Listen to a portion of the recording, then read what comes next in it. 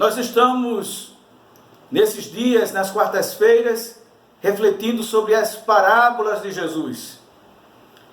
Parábolas que têm grandes ensinamentos para todos nós. E o meu desejo, a minha oração é que você esteja aprendendo dessas parábolas.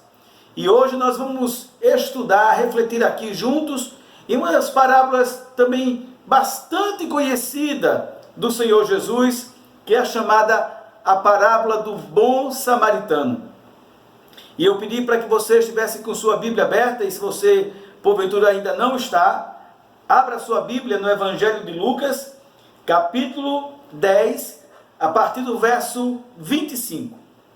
Para nós entendermos esta parábola de Jesus, é preciso observar primeiramente o contexto, ou seja, qual é a situação em que esta parábola foi pronunciada. Se você recordar, em transmissões anteriores eu falei que sempre uma parábola, ou na maioria das vezes, ela responde a uma pergunta, ou ela explica uma situação. No caso de uma pergunta, é justamente esse momento aqui. Precisamos então, como eu falei agora há pouco, ver o contexto em que Jesus pronunciou esta parábola, a parábola chamada do bom samaritano. Qual é o contexto aqui? Se você observar bem, o versículo 25 vai nos mostrar que há um doutor da lei, um intérprete da lei, que maliciosamente questiona Jesus sobre a vida eterna. Olha aqui comigo o versículo 25. Eis que um certo homem, intérprete da lei, algumas outras traduções vão dizer doutor da lei, se levantou com o intuito de pôr Jesus à prova e disse-lhe, mestre, que farei para herdar a vida eterna? É interessante que essa pergunta, ela poderia ser uma pergunta honesta, uma pergunta sincera, e que com certeza o Senhor Jesus responderia com sinceridade e diretamente para aquele homem. Mas o texto nos diz que este homem, doutor, intérprete, conhecedor da lei, ele faz essa pergunta não com o intuito de saber realmente o que deve fazer para herdar a vida eterna, mas simplesmente com a motivação de pegar Jesus em alguma resposta que eles julgariam errada para condenar Jesus. Então, o contexto começa com este doutor da lei. E então, no versículo 26, você vai ter Jesus fazendo uma outra pergunta ao doutor, ao intérprete da lei. É interessante que Jesus, ele realmente é o mestre por excelência, porque ele usa vários métodos de ensino. E aqui nós temos a própria parábola era um meio de ensino, mas também perguntas era um outro método de ensino. Jesus não responde a ele imediatamente, Jesus não dá uma resposta fria, seca, pronta para ele. Mas Jesus responde a ele com uma outra pergunta para poder induzi-lo a encontrar a resposta. Se não, vejamos, versículo 26. Então Jesus lhe perguntou, que está escrito na lei? Como interpretas? Bom, a primeira pergunta, que eu hei de fazer para ter a vida eterna? Bom, já que ele é doutor da lei, intérprete da lei, então Jesus pergunta, já que você é doutor, já que você é conhecedor da lei, o que é que a lei diz a respeito disso? E então no versículo 27, a resposta deste homem para a pergunta de Jesus. A isto respondeu, amarás o Senhor teu Deus de todo o teu coração, de toda a tua alma, de todas as tuas forças e do teu entendimento. Este versículo aqui, ou esta expressão, era o resumo da lei. A lei, ela se dirigia, por exemplo, os 10 mandamentos, os primeiros mandamentos em relação ao próprio Deus, e o segundo, os outros mandamentos, a segunda parte em relação àquele que é o meu próximo, aquele que está próximo de mim, ao meu irmão. E então, se resume justamente nisso: amar a Deus acima de todas as coisas e ao teu próximo como a ti mesmo. Versículo 28, então, Jesus responde a pergunta inicial, porque como ele respondeu o que havia na lei, então a pergunta dele, lembre-se, que é: que hei de fazer para herdar a vida eterna? Ele responde: amarás ao Senhor teu Deus, todo o teu coração, toda a tua alma, todo o teu entendimento. Versículo 28, então Jesus lhe disse: respondeste corretamente, faze isto e viverás. Ou seja, ame a Deus intensamente e ao seu próximo como a si mesmo. Só que aqui, nesse momento, há uma reação desse doutor da lei, porque ele pensava que ele iria pegar Jesus. Ele achava que tinha o controle da situação, e de repente, diante das pessoas, ele perdeu o controle da situação, porque a resposta de Jesus foi direta no sentido de extrair dele mesmo a resposta, quando Jesus faz uma outra pergunta. Constrangido então, versículo 29, diz assim: ele, porém, então esse intérprete da lei, querendo justificar-se, perguntou a Jesus: quem é o meu próximo? Então ele sentiu-se constrangido e tipo assim: e agora, o que é que eu faço? Porque ele sabe que ele não cumpre a lei. Ele não ama a Deus como ele deveria amar. E ele não ama o seu próximo como ele deveria amar, porque a lei exige perfeição o tempo todo. Então ele pode até amar a Deus, mas ele não vai, em algum momento ele vai demonstrar ou executar algo ou fazer algo do qual não demonstrará um amor a Deus. Ele pode até amar o seu próximo, mas em algum momento ele não vai amar como ele ama a si mesmo. Então por isso que ele fica agora meio que numa enrascada. E agora, como é que eu vou sair dessa? Porque se é para herdar a vida eterna cumprindo a lei, eu não irei herdar, porque eu não faço isso. E então ele, como que querendo sair da situação, ele faz esta pergunta a Jesus: afinal de contas, quem é o meu próximo?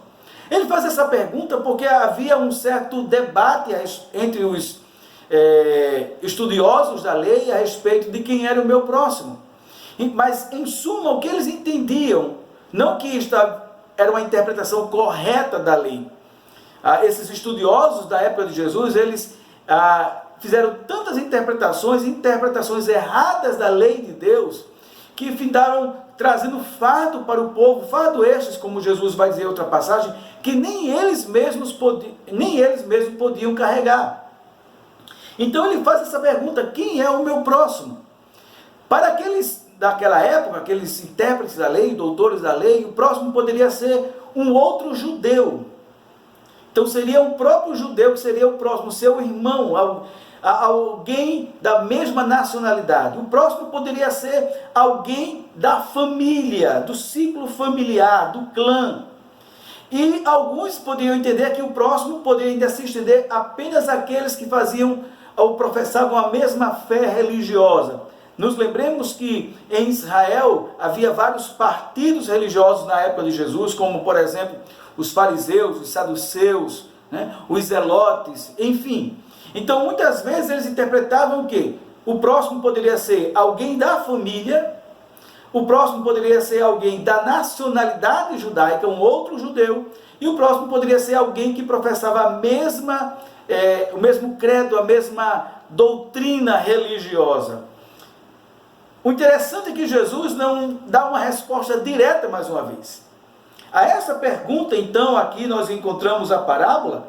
Jesus responde com a parábola. Note como Jesus ele é um mestre por excelência, como ele diversifica a sua metodologia de ensino.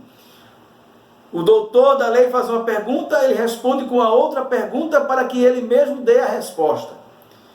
O doutor da lei, intérprete da lei, faz uma pergunta agora a Jesus, ele não mais responde com uma outra pergunta, mas ele agora usa um outro recurso, que é justamente a parábola que nós temos estudado aqui às quartas-feiras. E então aqui começa a Jesus contar esta parábola. Alguém poderia cogitar que isso foi um caso real? Sim, mas provavelmente não. Mas poderia ter sido um caso e uma probabilidade, porque as circunstâncias que Jesus coloca aqui, elas eram totalmente plausíveis para aquela região e para aquele contexto. E Jesus vai contar justamente essa parábola, em que nós temos pelo menos 3 personagens principais. Alguns personagens são secundários, né? Como os ladrões e como o dono da hospedaria, o dono lá da pousada. Mas os 3 principais personagens aqui, os 3 personagens que nós temos aqui em destaque, é o judeu, que aí Jesus vai contar no versículo 30, olha, Jesus prosseguiu dizendo, certo homem descia de Jerusalém para Jericó. Então, Jesus não, se ele não fosse um judeu, Jesus diria que não era judeu. Mas já está implícito aqui que esse certo homem é um judeu. O outro personagem, os outros 2 personagens, são justamente religiosos, são o sacerdote e o levita. O sacerdote que diz o texto que ele também está descendo pelo mesmo caminho e vê que há um homem que está moribundo à beira da estrada e ele passa de largo. A ideia de passar de largo é ele ver e passar para o lado oposto. Por exemplo, se aquele judeu que tinha sido assaltado estava do lado direito, ao ver aquele homem, o sacerdote imediatamente passou para o lado esquerdo, ou vice-versa. E a mesma coisa vai acontecer com o levita, vai ver aquele homem que foi assaltado, que foi espancado, que lhe roubaram os bens e que deixaram ele moribundo, ou seja, quase à morte na beira da estrada, e ele faz a mesmíssima coisa, passa para o outro lado. E então nós temos o terceiro personagem, que é o samaritano. E esse terceiro personagem, na verdade, é o personagem principal da parábola. Então você tem aqui esses personagens em destaque, e você tem o personagem principal, que é o samaritano.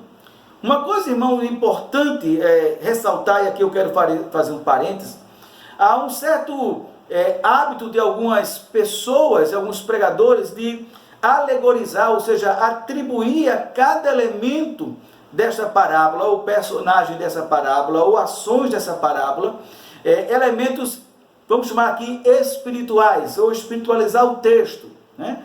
Então, o bom samaritano aqui é Jesus, o ladrão é o diabo, o homem ferido é a humanidade caída, a hospedaria é a igreja, o vinho e o azeite é o sangue de Cristo e o Espírito Santo. Não é por aí.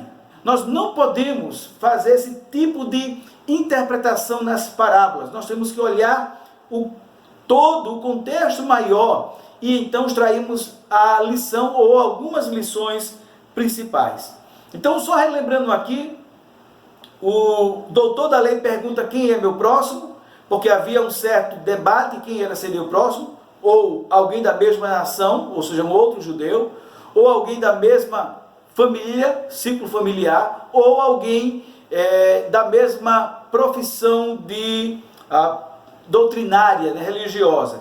E nós temos aqui os principais personagens, ou melhor, desculpe, os personagens em destaque desta parábola, que é um judeu que foi assaltado, o sacerdote e o levita que passam de largo ao ver aquele homem judeu moribundo, e o samaritano que vai justamente socorrê-lo. Este samaritano, na parábola de Jesus, é justamente o personagem principal. E ele torna-se o personagem principal por causa das atitudes que ele toma, diferentemente do sacerdote e do levita que passaram de longe. E quais são essas atitudes? Primeiro, ele tem uma atitude, vou chamar aqui uma atitude tríplice. Ele aproxima-se, ele vê e ele tem compaixão. Você vê isso no versículo 33, acompanhe comigo. De certo samaritano, lembra que Jesus já falou que já passou o sacerdote, já passou o levita, e agora certo samaritano, que seguia o seu caminho, passou-lhe perto e, vendo, compadeceu-se dele. É interessante aqui que esse homem, ele, ao contrário do sacerdote e do levita, que passa de largo, ou seja, que ele vai para o lado oposto da estrada, esse homem vai justamente o contrário. Se o moribundo, parece-nos que se o moribundo está no lado direito e ele está no lado esquerdo, ele vai para o lado direito, aonde o moribundo está, ou vice-versa. E ele vê, e até então, você tem algo semelhante, por exemplo, aqui com o sacerdote e o levita, porque eles também viram. A diferença é que eles viram e foram para o lado oposto. E aqui o samaritano vê e vai para próximo deste homem que está moribundo. E aqui diz no versículo 33, que diz que ele teve compaixão, ele se compadeceu daquele homem. Então ele tem que eu chamo aqui uma atitude tríplice. Ele aproxima-se, ele vê e ele tem compaixão por aquele homem. E aqui compaixão vale salientar que não é pena. Não é pena. Pena é nós olharmos uma situação e lamentarmos uma situação e partirmos totalmente diferente, como aquele sacerdote teve, como aquele levita teve. Compaixão, podemos chamar aqui, é o amor em ação, é condoer-se com, é sentir a mesma dor, é ter empatia, ter o mesmo sentimento. É isso que aquele samaritano teve.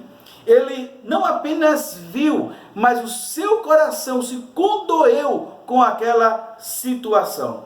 Mas ele não apenas se aproxima, vê e tem compaixão. Ele também para a sua caminhada. Lembre-se que é a mesma estrada do sacerdote e do levita. Eles estão descendo de Jerusalém. Jerusalém ficava na parte alta, ficava acima do nível do mar. Jericó ficava abaixo, né? Então havia uma distância aí. E esse caminho de Jerusalém para Jericó era um caminho perigoso. Quando havia as festas, nem tanto, mas fora de época de festa em Jerusalém, era um lugar ermo, era um lugar propício a assalto. E este homem, ele está caminhando e ele para a sua vida, ele para os seus projetos, porque veja o versículo 34, e chegando-se, pensou-lhes os ferimentos, aplicando-lhes óleo e vinho, colocando-o sobre o seu próprio animal, levou para uma hospedaria e tratou dele. Não sabemos se esse homem era um homem de negócios. Provavelmente ele estivesse com algum projeto, mas se ele era homem de negócios, se ele tinha algum projeto, se ele estava visando a família. O fato é que ele está caminhando e ele tem um objetivo e ele interrompe isso para dar assistência. E não é qualquer assistência, porque ele usa óleo e vinho. A pergunta: de onde ele tirou o óleo e vinho? Era comum aos viajantes naquela época levar bastante azeite, ou óleo, né? E o vinho, justamente para a questão da alimentação nas estradas. E aquele homem, ele pega e ele não usa o que ele tem de forma pouca, a conta-gota. Ele faz com abundância, porque ele derrama azeite, ele derrama vinho, para trazer alívio e a dor que aquele homem estava sofrendo. E a terceira atitude que ele toma é que ele doa-se e doa aquilo que ele tem, aquilo que o homem precisa. Porque veja o versículo 35. No dia seguinte tirou 2 denários. 2 denários era equivalente a 2 dias de um salário de um trabalhador médio daquela época. Isso daria numa hospedaria, daria para muitos dias. No dia seguinte tirou 2 denários e os entregou ao hospedeiro, dizendo: cuida deste homem, e se alguma coisa gastares a mais, eu te irei indenizar quando eu voltar. Então ele estava indo para um lugar provavelmente para Jerusalém, e voltaria. E se aquele homem tivesse, o dono da hospedaria tivesse gasto mais, ele iria ressarcir. Então ele para tudo para cuidar daquele moribundo. Quando ele está melhor, ele segue viagem, mas ele deixa recursos para socorrer. Percebe aqui, irmãos, que esse personagem, ele torna-se um personagem principal por causa da atitude dele. Ele tem, como eu volto a repetir, uma atitude tríplice, porque ele aproxima-se, vê e tem compaixão. Ele para aquilo que ele está fazendo para cuidar daquele moribundo, daquele judeu, e ele doa-se e doa recursos para aquele judeu. Mas tem um detalhe aqui. Tem um detalhe. Lembre-se que quando nós vimos agora há pouco a pergunta do doutor da lei, quem era o meu próximo? E o pensamento deles que o próximo era justamente alguém do ciclo familiar, ou alguém da própria profissão de fé doutrinária que eles tinham, ou um outro judeu. Note que eles limitam sempre àquele ciclo, aos que estão próximos, quer na doutrina, quer na família, quer na comunidade. Mas eles jamais viriam o samaritano como alguém que lhe fosse o próximo. A Bíblia nos informa que os judeus eles tinham uma rixa com os samaritanos e os samaritanos com os judeus, desde a época de que o povo voltou do cativeiro, né? E muitos ficaram de fora, e eles fizeram na região de Samaria o próprio templo. E anos atrás, antes de Jesus nascer, os próprios judeus destruíram lá o templo dos samaritanos, e havia uma rixa entre eles, uma inimizade. Judeu não se dava com samaritano, nem samaritano com judeu. Você percebe muito, bem melhor isso, no Evangelho de João, capítulo 4, quando Jesus vai dirigir-se àquela mulher samaritana, e ele vai pedir água, e ela se assusta, porque João vai nos informar, então, naquele texto, que os judeus não se davam com os samaritanos. Mas olha o que Jesus está falando aqui. Jesus bota um personagem que fica moribundo sendo um judeu. Sendo um judeu. Ele não diz que o moribundo é um samaritano e o judeu que vai socorrê-lo. Ele diz que é um judeu. Ele diz que é um sacerdote judeu que não socorre seu irmão. É um levita judeu que não socorre o seu irmão. Apesar de conhecer a lei, apesar de ser religioso, apesar de saber aquilo que o Antigo Testamento dizia. Quem socorre aquele homem é justamente um samaritano, ou seja, aqueles a quem o judeu, até aquele judeu mesmo que estava lá ferido, aquele a quem o judeu, o doutor da lei, tem como inimigo. É esse o detalhe aqui, é nisso aqui que Jesus pega aquele doutor da lei. E então Jesus agora, e aqui temos a quarta parte da nossa mensagem, Jesus vai fazer a pergunta certa para ter a resposta certa. Olha aqui comigo o versículo 36. Então Jesus perguntou: qual desses três parece ter sido o próximo do homem que caiu nas mãos dos salteadores? Resposta: respondeu o intérprete da lei: o que usou de misericórdia para com ele. Então ele disse: vai e faz do mesmo modo. Há um detalhe aqui, é um jogo de palavras bem interessante. Se você volta para o versículo 29, olha a pergunta daquele homem a Jesus. Ele, porém, querendo justificar-se, perguntou: quem é o meu próximo? Quem é o meu próximo? Jesus agora vai dizer, em outras palavras, a sua pergunta, doutor, foi errada. A pergunta não é quem é o meu próximo. A pergunta correta é de quem eu serei o próximo. Deu para entender esse jogo de mudança aqui? O doutor estava perguntando saber quem é o meu próximo. Mas a pergunta que Jesus disse deve ser feita: eu sou o próximo de quem? apenas do judeu, mas de todos aqueles que precisam, até dos meus inimigos. De quem eu serei o próximo? É isso que Jesus pergunta aqui, volta ao versículo 36. Desses três, quem te parece ter sido o próximo do homem?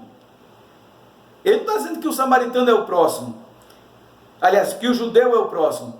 Jesus está dizendo que o próximo é o samaritano. E faz com que o doutor responda justamente isso. E ele disse, versículo 37, mais uma vez: aquele que usou de misericórdia. Quem é o próximo? Aquele que usa de misericórdia para aqueles que necessitam. E aí Jesus então responde: vai tu e faze o mesmo. Seja o próximo daqueles que necessitam. E aqui, irmãos, nós temos algumas aplicações então para a nossa vida. O que é que nós podemos aprender à luz de todo esse contexto e desta parábola de Jesus? Nos lembremos que Jesus conta essa parábola dentro de um contexto do qual uma pergunta foi levantada: como hei de herdar a vida eterna? O que eu tenho que fazer para herdar a vida eterna? E quando Jesus pergunta àquele homem o que está escrito na lei, ele responde corretamente, e ele se entristece e ele fica constrangido. Por que ele fica constrangido? Porque ele sabe que ele não pode cumprir a lei, porque a lei exige perfeição o tempo todo. E é aqui que nós temos uma aplicação. É que somos totalmente incapazes de cumprir a lei para termos a vida eterna. Aquele homem se julgava praticante correto da lei, e Jesus vai fazer com que a sua resposta, ele reflita em si mesmo e possa reconhecer que ele não é capaz. Se aquele homem, a partir da resposta que ele deu, dissesse: Senhor, realmente, nós não somos capazes, eu não sou capaz de cumprir a lei perfeitamente, o que é que eu tenho que fazer? Jesus diria para ele: vinde a mim, todos vós que estáis cansados, sobrecarregados, e eu vos aliviarei. Vinde a mim, vocês que não podem cumprir, porque eu vim cumprir a lei. Deu para entender? Mas aquele homem, no lugar de reconhecer a sua incapacidade, ele quer provar, por Jesus, mais a prova ainda, isso revelando a sua pecaminosidade no coração. Primeira coisa que nós precisamos aprender dessa passagem aqui, é que nós somos incapazes de cumprir a lei de Deus para a vida eterna. Por isso que a palavra de Deus vai nos dizer que pelas obras ninguém será salvo, pelas obras da lei ninguém será justificado, ou seja, deixará de ser condenado, porque nós somos incapazes. Você pode, eu e você podemos cumprir até uma parte, ou aqui e acolá, a lei do Senhor, mas vamos deixar de fazer em várias outras. Podemos até fazer hoje, mas não fazer amanhã, porque a lei, volto a repetir, exige perfeição o tempo todo, e nós não conseguimos isso. Segunda aplicação que nós podemos aprender aqui, é que religiosidade não nos capacita para a vida eterna. A religião não nos faz hábeis para a vida eterna. Por mais que sejamos religiosos, por mais que façamos tudo, aquele homem era doutor da lei. Olha, ele não era um leigo, ele era um doutor da lei, porém, ele não conseguia cumprir a lei de Deus para ter a vida eterna, porque só há um meio para termos a vida eterna, é confiando em Jesus Cristo, é entregando-se a Ele, é reconhecendo a nossa incapacidade e reconhecendo que Ele morreu por nós para que pudéssemos ter a vida eterna. A terceira aplicação que nós podemos fazer aqui é que religiosidade também não produz bondade. Por incrível que pareça, às vezes esse discurso de que a religião faz o homem melhor, nem sempre. Porque veja que aquele sacerdote era um religioso. Ele já tinha terminado o seu turno, porque está dizendo aqui que ele está descendo de Jerusalém para Jericó. O mesmo caminho que aquele homem foi assaltado, aquele outro companheiro seu. Então ele já tinha feito todos os seus trabalhos lá no templo. Ele tinha tempo livre. Se fosse o inverso, ele estivesse indo para Jerusalém para o templo, para ali fazer exercer o sacerdócio, a gente podia talvez arrumar uma desculpa para ele. Não, mas é porque ele estava muito apressado, ele tinha hora para chegar, e os ritos do judaísmo eram muito sérios, não podia tocar lá no morto, ou em alguém moribundo, porque ele ficaria impuro, então como é que ele poderia exercer? Mas o texto nos diz aqui que é o contrário, é de Jerusalém para Jericó.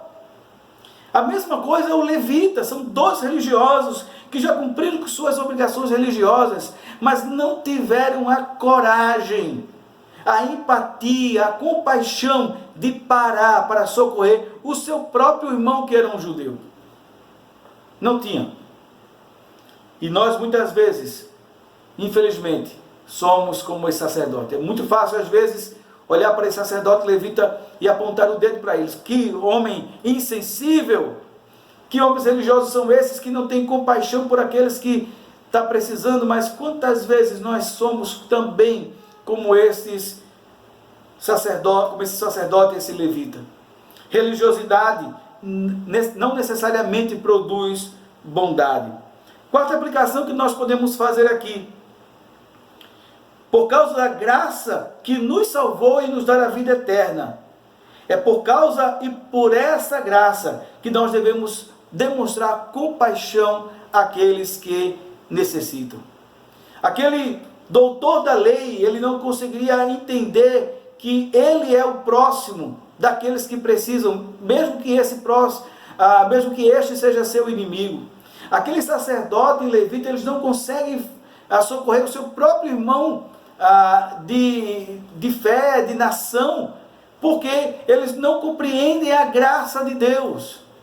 Quando nós somos salvos pela graça de Deus, aí sim nós agora vamos manifestar essa graça no cumprimento da lei. Ou seja, não cumprimos a lei, não buscamos cumprir a lei para ter a vida eterna, mas porque temos a vida eterna, buscamos cumprir a lei do Senhor, que devemos usar de misericórdia para com todos, que devemos usar de compaixão para aqueles que necessitam, que devemos exercer a justiça para aqueles que são injustiçados, que devemos cobrir aqueles que estão nus, que devemos dar abrigo àqueles que estão sem abrigo, que devemos abraçar aqueles que estão precisando.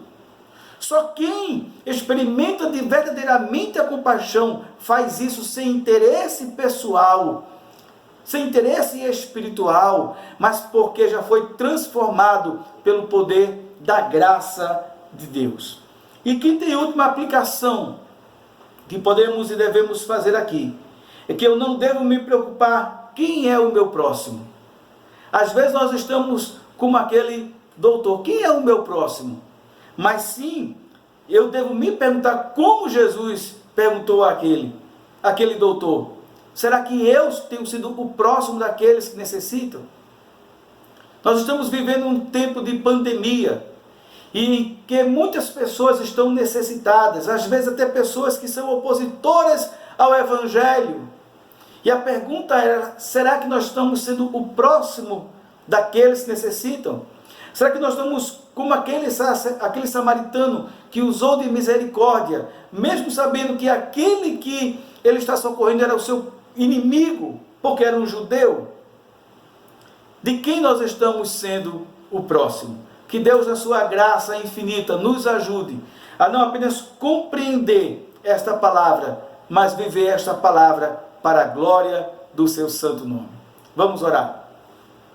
Senhor, nós queremos te agradecer e te louvar, porque o Senhor nos ensina ricas e maravilhosas lições por meio dessas parábolas. Muito obrigado, Senhor, e te pedimos que o Senhor nos ajude a não apenas a compreender um pouco mais estas parábolas, mas nos ajude muito mais a vivê-las, a exercer as lições que ela nos transmite. Nós assim oramos e agradecemos no nome de Jesus. Amém.